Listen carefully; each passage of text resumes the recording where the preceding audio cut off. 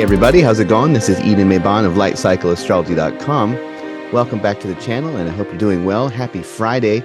So today we are going to take a look and do an overview with my co-host here, baby Amelia, an astrologer in the making. That's right. We're going to do an overview of the month ahead for April astrology. And this is just going to be for as long as my co-host is up for this. So we'll see how long that lasts. But essentially, we're going to take a look at some of the major transits that is happening in the month ahead, and especially the ones that we are going to be looking at in more detail as time goes on. So if you like the content and you like the channel, please go ahead and like, subscribe, hit that notification bell, because with my hands full like this, you never know these days if I can hold that Monday, Wednesday, and Friday schedule. So I do appreciate that. Also, if you're ever interested in an astrological reading, you can go to lightcycleastrology.com, send me a message, and I'll be happy to reply. All right, let's jump right in, shall we? Go ahead and share the real-time clock here, and we'll bring up the wheel here. So we begin the month on the heels of a Venus-Uranus conjunction that happened on March the 30th on Thursday. So this energy is beginning to separate as we head into the weekend here. And then by the time we get to Saturday, the first day of April, they are just about heading out of that 3-degree range of engagement with one another. So that very interesting archetypal quality that you have with things in the Venusian realm having to do with beauty or aesthetics or appearance, having gone through a conjunction with the planet of rebellion. It makes me wonder if there wasn't some rebellious beauty that was trying to come out of us at that time, something that is adding to pleasure. Of course, maybe it's interesting people that we want to socialize with at the moment.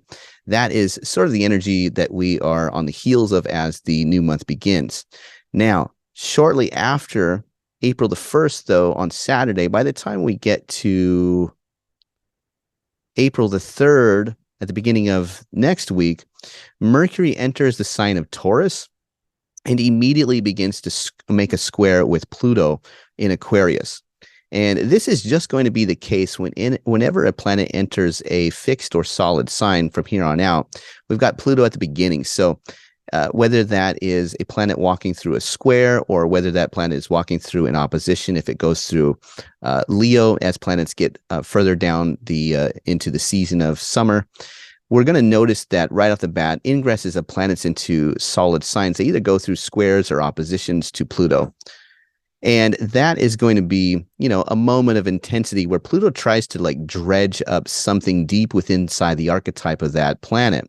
So Mercury represents things that are of a more intellectual nature, things that are connecting to markets and the exchange of goods within markets, technology, stuff like that. So there could be some, disruption or Plutonian kind of explosions of, deep thoughts, or, this could be a time where we just burst out and say something that we've been suppressing at that time. Now, I do think that this is heavily mitigated, though, by the fact that Mercury is in a Venus temple in Taurus here, co-present with Venus. So I think for the moment we have a bit of a changeover with Mercury's mood. When Mercury was traveling through the sign of Aries, right, that's a Mercury that's much more just rash in terms of what it will say, and it's much more individually centric. It's not really thinking so much about how what it communicates is going to affect other people. Not really thinking about that so much. It's more about communicating what it feels that it needs to do for the sense of self-individuation. Now we have a different kind of Mercury here who is going to try to uphold some kind of social grace and tact. So that's a changeover. Although there could be moments of wildness that Mercury expresses being co-present with Uranus, especially as Mercury begins to move closer to Uranus. But for the moment, I think we have a Mercury that, while having some pretty intense, deep thoughts and emotions that may try to jump out to the surface, I think that at least if that happens, there's going to be the attempt to sort of be graceful or, polite about it in such a way, having that Venusian kind of quality. Also, this just in general is a Mercury that I think likes to be in Taurus at this time a little bit better than he did at, traveling through Aries. And that's because if you look, even though when we look at things like monthly horoscopes, we're not really looking at the houses as we're doing this. We're really using a mundane chart here and just looking at planets and signs. But like, say, for instance, you've got the descendant here at this particular time that we're looking at this chart for April the 3rd. And look, the sun is about to set below the descendant degree. And that means that Mercury would still be in the sky.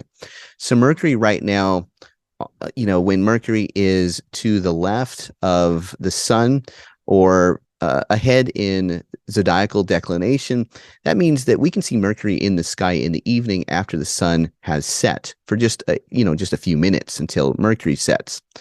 So we're getting a Mercury that is an evening star, and this is much more similar to the kind of quality that Mercury is exploring right now in his evening star mode. He has that more feminine nighttime social quality to him, and now we have Mercury moving into a more feminine social nighttime sign. So I think that is much more conducive to what Mercury is going to appreciate being now in Taurus versus where he had previously been running through Aries.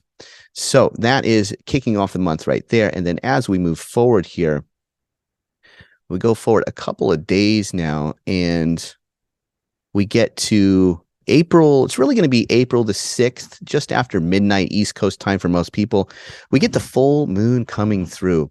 This is a powerful full moon that, of course, happening between the signs of Aries and Libra is going to have that very, individual versus the what everybody else is thinking about or is concerned with kind of tension between it. That very powerful exalted sun in the sign of Aries is going to be extremely tenacious, right? It's like tenacious D here we're talking about. We're talking about a victorious kind of solar energy that is really going to be all about what makes the self empowered. And there isn't anything wrong with having an empowered self, but this full moon is getting at trying to balance the energies between an empowered self and, everybody else who may need to be taken into account. So there is the rub right there between the full moon, that archetypal tension between the lights. Now, this is a really interesting full moon, though, because usually full moons represent some kind of culmination where the energy sort of peaks from a boil. But this is a time where we see some of the more important things that are happening just after the full moon.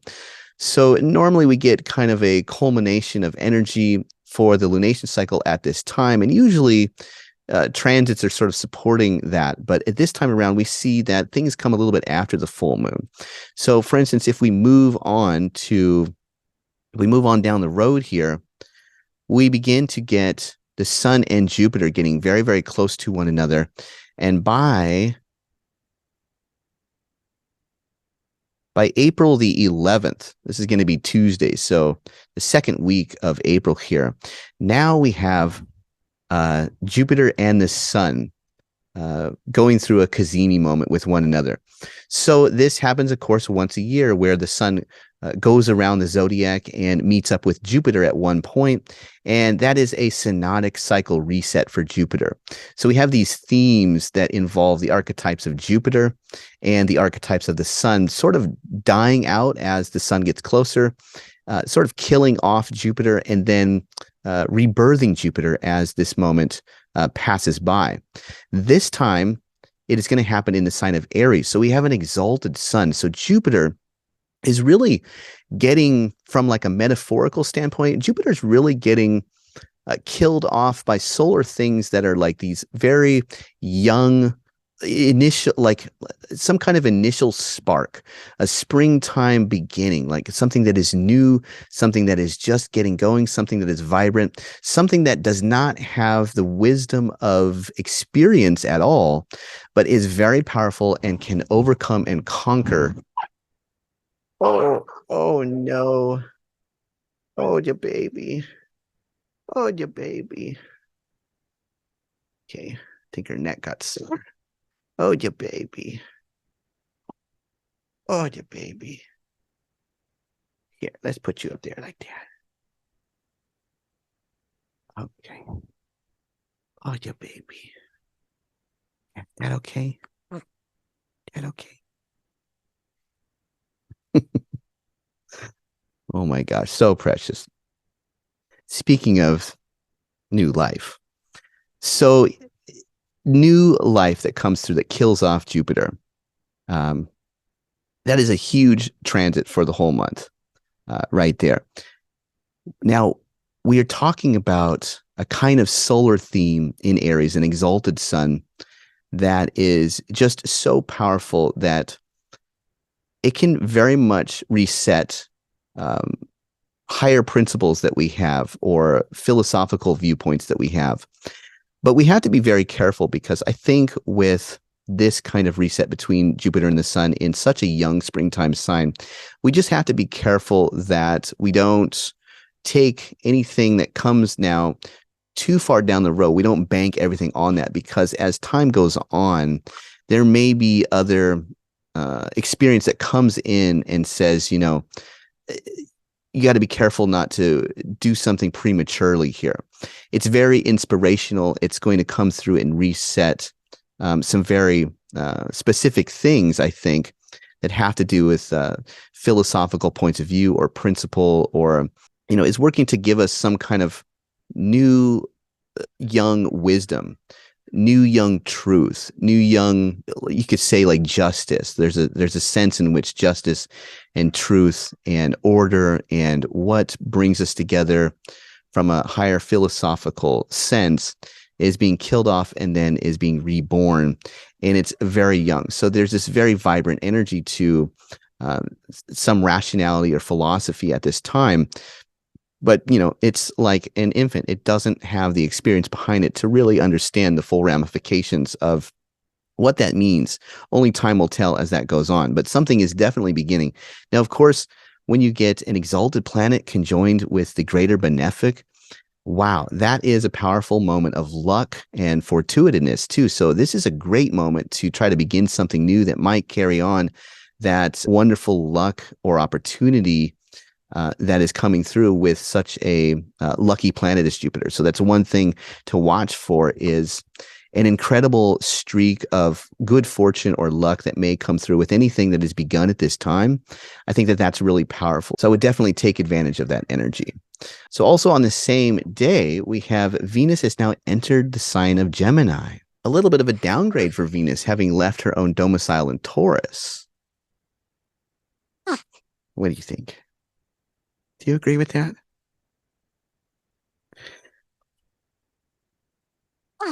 Oh, oh,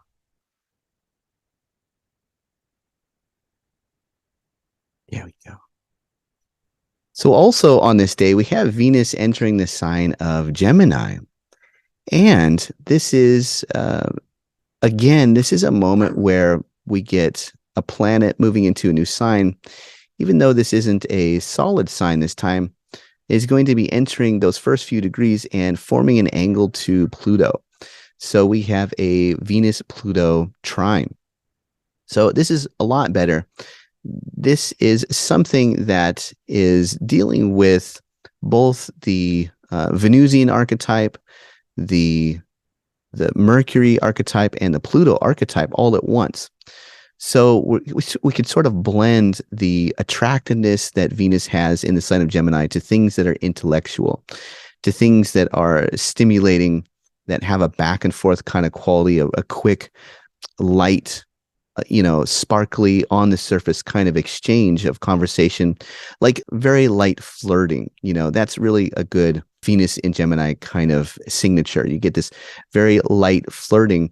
Normally, Venus in Gemini doesn't really go that deep. It's much more on the surface, but very interestingly, Venus moving into this trine with Pluto, you get a much more deep quality to Venus in Gemini than would normally be. You know, you have this Venus that is somehow able to access a little bit more of the depths of Hades and pull something out. So this could be an extra moment where Venus has the power of the intellect, but also has the depths of Pluto.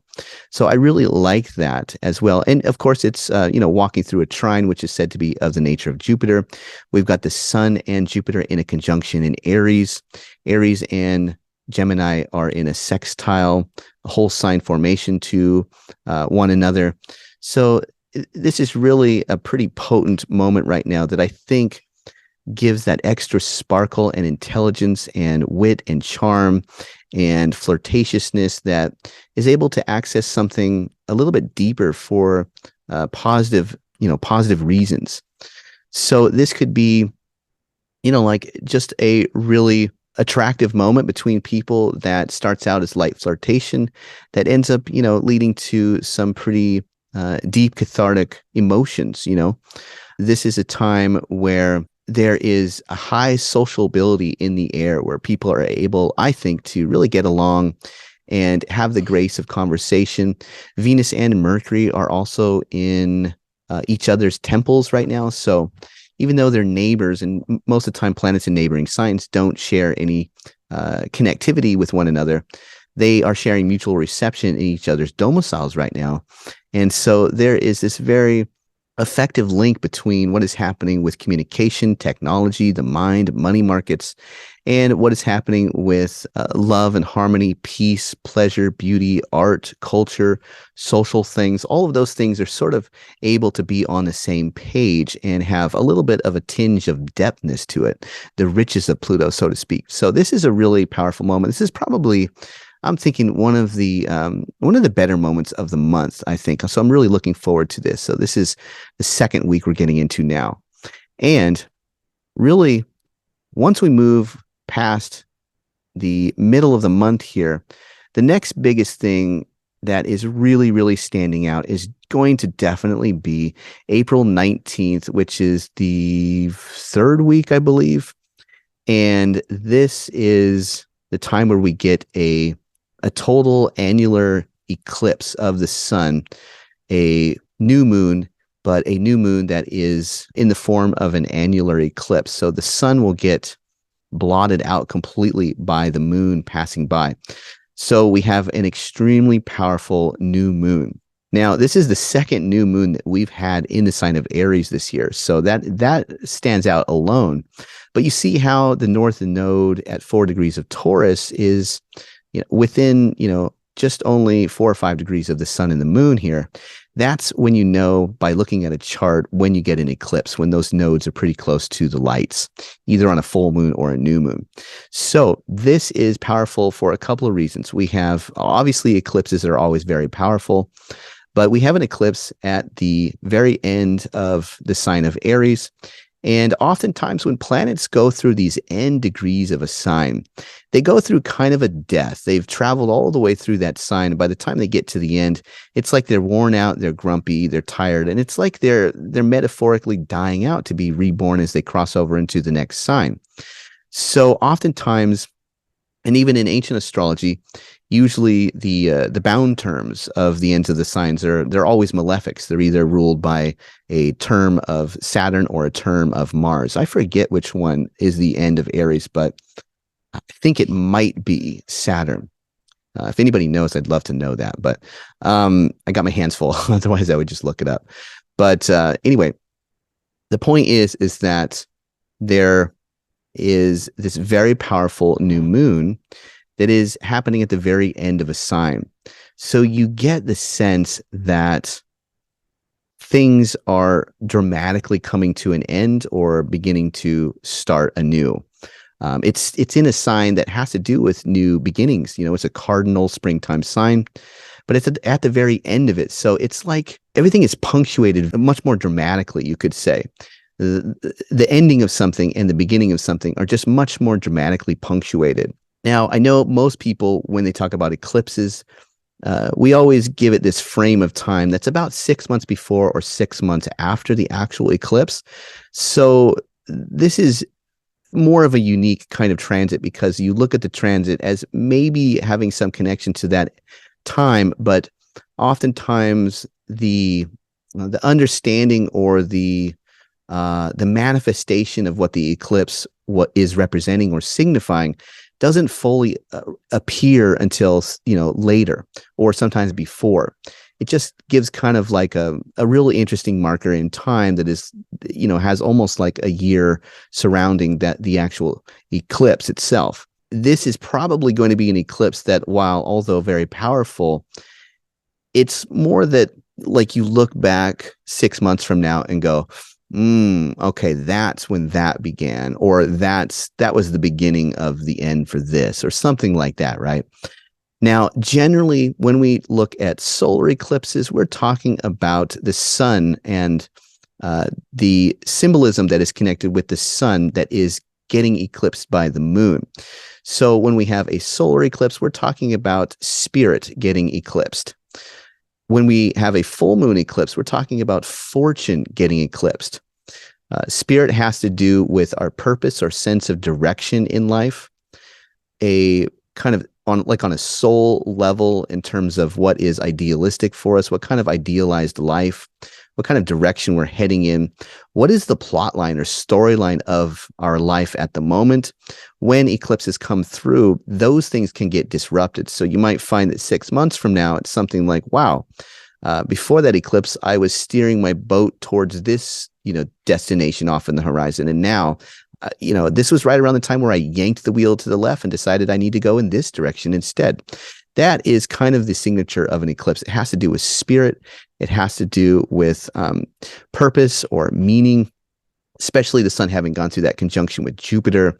So you get the sense that there is a very deep philosophical meaning and direction or storyline punctuation here that sort of changes the plot, changes the story, gives some kind of new philosophical rationality that it's like new information comes in and inspires you and says, wow, I could be this, I could start that, I could do this. I don't have to keep doing that. I don't have to keep being that. My life could be like that instead of this, Whereas when you get like a lunar eclipse on a full moon, which we'll have later on in the year, those are usually connected with things of fortune, just things that befall you that you just don't have any control over because you are a spirit living in a body, and the body is of the realm of the material world. And it has, it's subjected to material laws of karma and cause and effect and all of that kind of stuff, gravity, age, decay. That is more the realm of the lunar kinds of eclipse. So car accidents, injuries, things like that, things that befall you that perhaps are through no fault of your own. But when we are talking about a solar eclipse, it's more of an eclipse of the soul and the soul's ability to guide the life. That's really what we're talking about. So very interesting moment, of course. And having that changeover happen so near in such a cardinal beginning sign as Aries is, a sign that initiates, new things, initiates the springtime, initiates new projects and lives, gets things going. That's pretty powerful.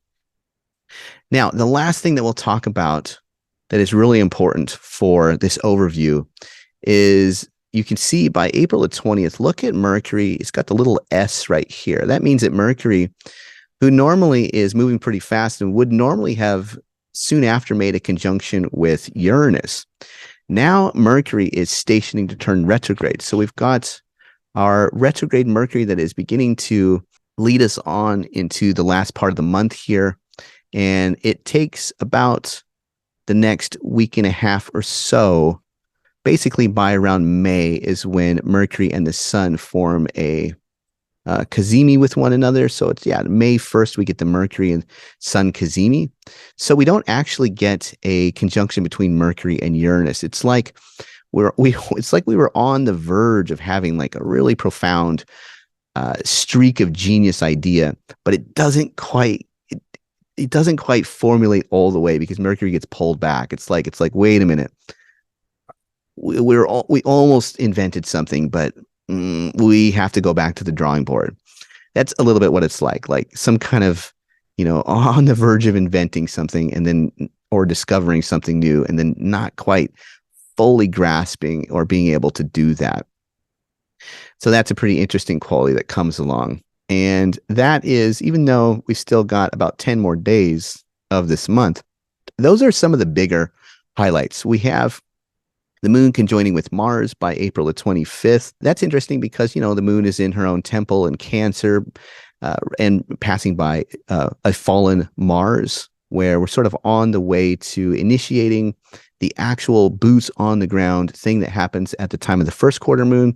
First quarter moons are always about a tension between the new moon and the first quarter that tries to get things going, like actually begins building something physical in the world, whether that's forming a new company. And this is the first step that you take to notify your boss that you're about to leave and start your own business, whether it's ordering lumber for the new house you're about to build.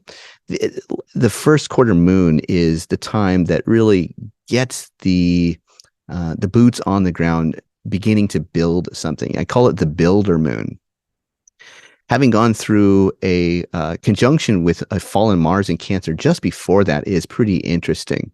You may get some resolution here. I know that Mars in Cancer has been a pretty potent time period. I know a lot of people have been going through some deep wrestlings with home and family, or things that are difficult in the home or family, maybe some illness with the body. There's been a lot of Mars and Cancer things so far that have really been quite potent and noticeable. So the moon coming through here may begin to resolve some of that and bring that period of Mars traveling through the moon's sign into some kind of focal point where maybe things get worked out in the family or home, or maybe there is the ability to figure out how to heal a wound or injury, or to smooth over an argument or something like that. I think that this is a time where somehow it's like Mama Bear comes home and is able to sort of soothe, pat the forehead of all of the disgruntled children at this point.